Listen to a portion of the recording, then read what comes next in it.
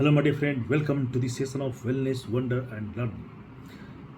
आज हम इस दुनिया के सबसे महत्वपूर्ण ग्रंथ, जिसमें प्रेजेंट सिचुएशन को हैंडल करने की जो क्षमता है, उसे हम जानेंगे। गीता। गीता ज्ञान। माय डियर फ्रेंड, वेदों का तत्व ज्ञान है। उपनिषद और उपनिषदों का सार है गीता।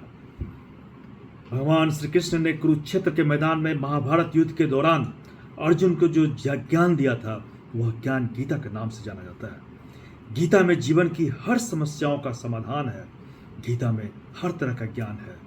आइए हम जानें ये क्या ज्ञान है। नंबर 1, न कोई मरता है और न कोई मारता है, सभी निमित्त मात्र हैं। सभी प्राणी जन्म से पहले बिना शरीर के थे, मरने के उपरांत या बिना शरीर वाले हो जाएंगे। यह तो बीच में ही शरीर वाले देखे जाते हैं, फिर इनका शोक क्यों करना। कितना ही ये रिलेवेंट है। एनर्जी।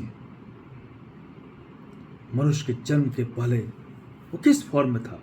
एक एनर्जी के फॉर्म में था, जिसका कोई न शेप है, न आकार है, न कोई फिजिकल बॉडी है। और ये आत्मा एनर्जी, जिसका ज्ञान हमें बहुत पहले से था, गीता में था। भगवान कृष्ण ने उसे बताया कि एनर्जी जो है वो किस फॉर्म में था। जन्म लेने से पहले हम जो है एनर्जी के रूप में थे, और मरने के बाद भी फिर वो एनर्जी में ही कन्वर्ट हो जाता है। जो एनर्जी फिजिकल बॉडी में है, वो निकल करके फिर इस ब्रह्मांड में समा जाती है। आइंस्टाइन ने अभी कहा कि energy neither can be created nor be destroyed. और गीता जो है ये बहुत पहले ही हमें कह चुकी है कि एनर्जी फॉर्म जो है वो ट्रांसफॉर्म होता है। एनर्जी ही शरीर के रूप में ट्रांसफॉर्म होके बदल करके शरीर बनता है, और फिर आफ्टर डेथ वो फिर ट्रांसफॉर्म होकर एनर्जी में कन्वर्ट हो जाता है। तो फिर इसका शोक क्यों करना? ये शरीर है जो बीच की स्थिति है, जो हम पहले थे और फिर मरने के बाद हम वो हो जाएंगे। यही स्थिति जो है इटर्नल ट्रूथ है। Energy that cannot be created not be destroyed. दूसरी बहुत ही आवश्यक तत्व जो है, आत्मा को न शस्त्र काट सकते हैं, न आग उसे जला सकती है, न पानी उसे भिगो सकता है, और न ही हवा उसे सुखा सकती है। मरण जन्म लेने के पहले हम एनर्जी के फॉर्म में थे, जिसे कि इस ब्रह्मांड की कोई भी चीजें टच नहीं कर सकती हैं, इफेक्ट नहीं कर सकती हैं। कोई भी शस्त्र जो है उसे नहीं काट सकता, उस एनर्जी को। कोई भी आग उसे जला नहीं सकता है, कोई पानी उसे भिगा नहीं सकता है, कोई भी हवा उसे कुछ भी महसूस नहीं करा सकती है, उसे नहीं सुखा सकती है। यही एक शाश्वत सत्य है। एनर्जी जो है उसका कोई कुछ कर ही नहीं सकता है। एनर्जी अपने आप में संपूर्ण है। एनर्जी ही इस दुनिया का संचालक है। एनर्जी आत्मा। भगवान ने कहा है कि हे अर्जुन, तू शोक करने योग्य मनुष्यों के लिए शोक करता है और पंडितों के से वचनों को कहता है, परंतु जिनके प्राण चल गए हैं उनके लिए, और जिनके प्राण नहीं गए हैं उनके लिए भी पंडित जन शोक नहीं करते। एक न एक दिन सभी मारे जाएंगे। कोई आज मर रहा है तो कोई कल मरेगा। यह मृत्यु लोक है, और मृत्यु ही सबसे बड़ा रोग है। मृत्यु को छोड़कर अमृत के बारे में सोचो। Eternal truth, that is energy. हम एनर्जी हैं। आत्मा क्या है? वो एक एनर्जी है, शक्ति है। तो हम शोक किस लिए करते हैं? हमारा शरीर जो है ये बीच की स्थिति है, जो एनर्जी का ट्रांसफॉर्मेशन हुआ और ये फिजिकल फॉर्म में आया, जिसे हम शरीर कहते हैं।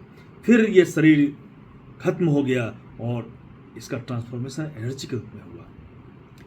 तो जो हैं और जो चले गए उनके लिए हमें किस तरह का शोक करना? यह मृत्यु लोक है माय डियर फ्रेंड।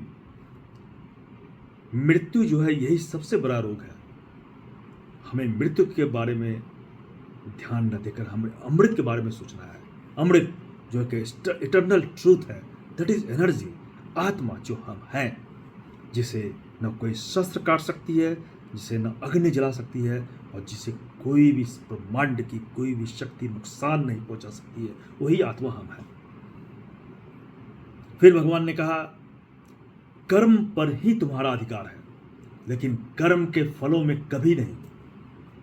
इसलिए कर्म को फल के लिए मत करो और न ही काम करने में तुम्हारी आसक्ति हो। जिसका मन अपने वश में है, जो जितेंद्रिय है, एवं विशुद्ध अंतर्करण वाला है और संपूर्ण प्राणियों का आत्मरूप परमात्मा ही जिसका आत्मा है, ऐसे कर्म योगी कर्म करता हुआ भी वो कर्म में लिप्त नहीं होता है। कर्मों में कुशलता को ही योग कहते हैं। और जो व्यक्ति कर्म में लिप्त नहीं होता, उससे उसमें आसक्ति नहीं आती है, तो वो योगी है। उसमें वो एक्सपर्ट हो जाता है, उसमें कुशलता आ जाती है, क्योंकि वह उससे लिप्त नहीं होता है। और जब लिप्त नहीं होगा तो वो कर्म को काफ़ी अच्छी तरह से करेगा और उसमें एक स्पेशल स्किल डेवलप हो जाएगी, जो उस काम को करने में उससे महारत हासिल होगी। एक्सपर्ट इसी को कहते हैं, और यही योगी है। योगी जो है अपने कर्म में एक्सपर्ट होता है। योगी को हम किसी और रूप में, अन्य रूप में ना देखें। योगी एक कर्म योगी होता है, मतलब कि वो एक्सपर्ट है, उसमें स्किल है। जिस किसी में भी स्किल डेवलप्ड है, जिस किसी में भी कुशलता है, तो वो योगी है, कर्म योगी। और वही जो है इस संसार को बदल सकता है। इस संसार को ट्रांसफॉर्म करने की शक्ति उसी में है, और योगी ही है जो कि इस संसार को बदल सकता है, ट्रांसफॉर्म कर सकता है, पूरी दुनिया में एक जागरूकता उत्पन्न कर सकता है।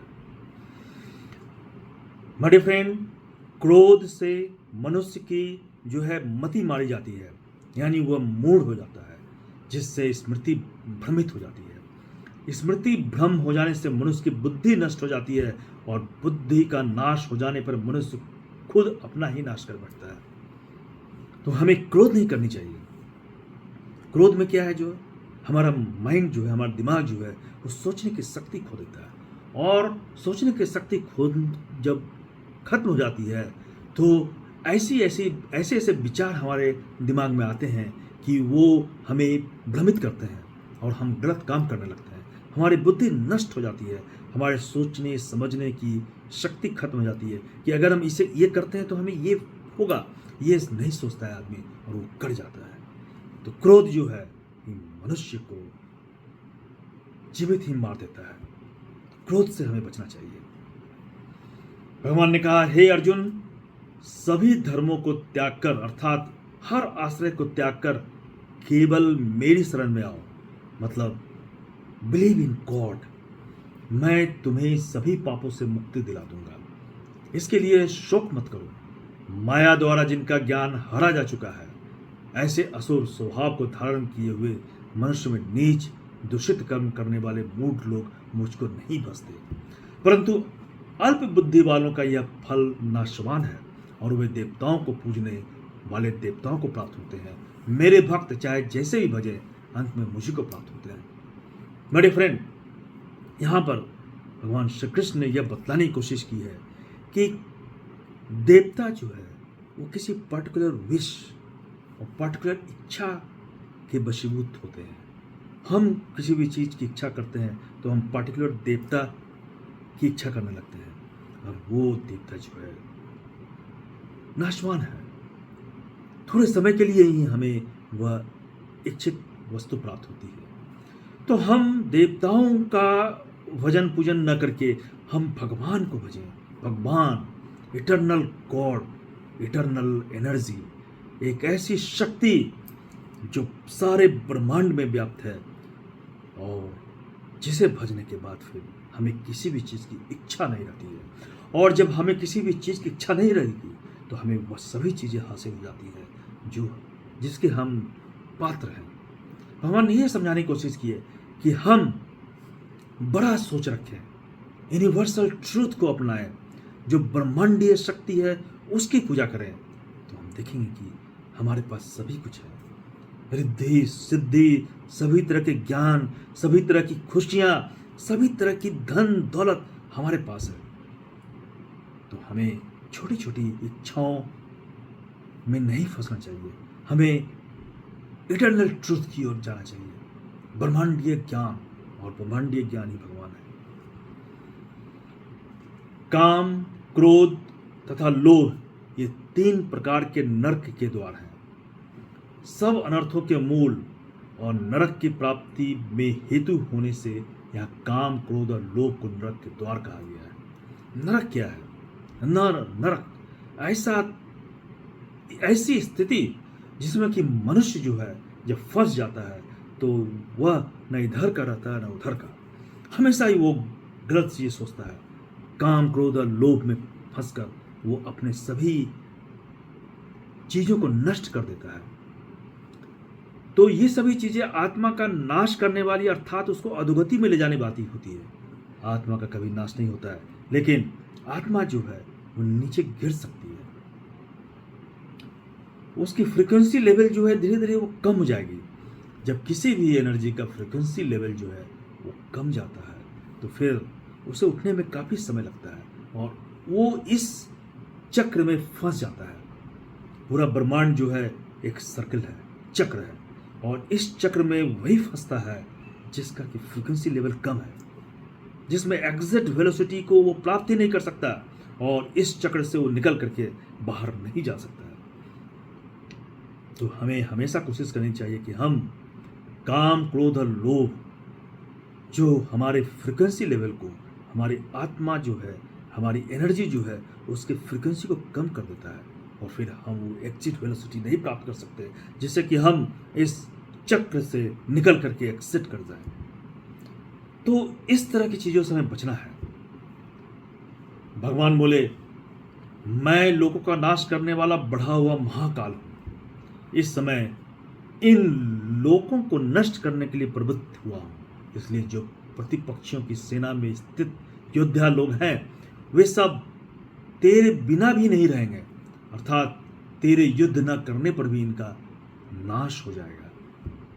मेरे फ्रेंड, जब मनुष्य की बुद्धि भ्रष्ट हो जाती है और वो सही क्या है, सच्चाई क्या है, इससे दूर हटने लगता है और गलत चीज़ों को अपनाता है, अपने स्वार्थ को सिद्ध करने के लिए सही क्या है, सत्य क्या है, इसको ये इग्नोर करता है, तो ऐसे समय में ऐसी शक्ति का जन्म होता है जो कि इन सभी का विनाश करते हैं।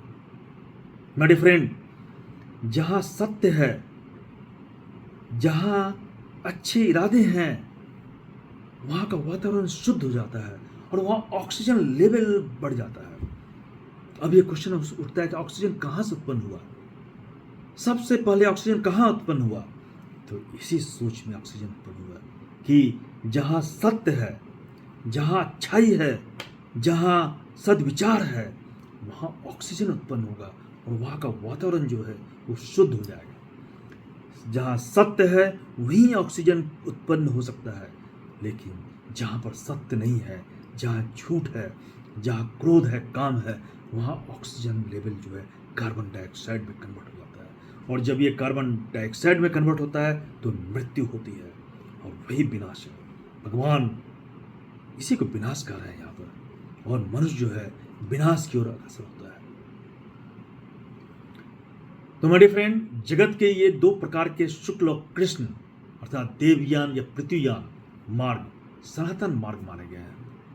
इनमें एक द्वारा गए मृत्यु को प्राप्त हुए वापस नहीं लौटते हैं, नहीं लौटना पड़ता उन्हें, और वह परम गति को प्राप्त हो जाते हैं, और दूसरे द्वार से जो गए वो फिर वापस आना पड़ता है। यही जन्म मृत्यु का चक्र। शुक्ल पक्ष और कृष्ण पक्ष।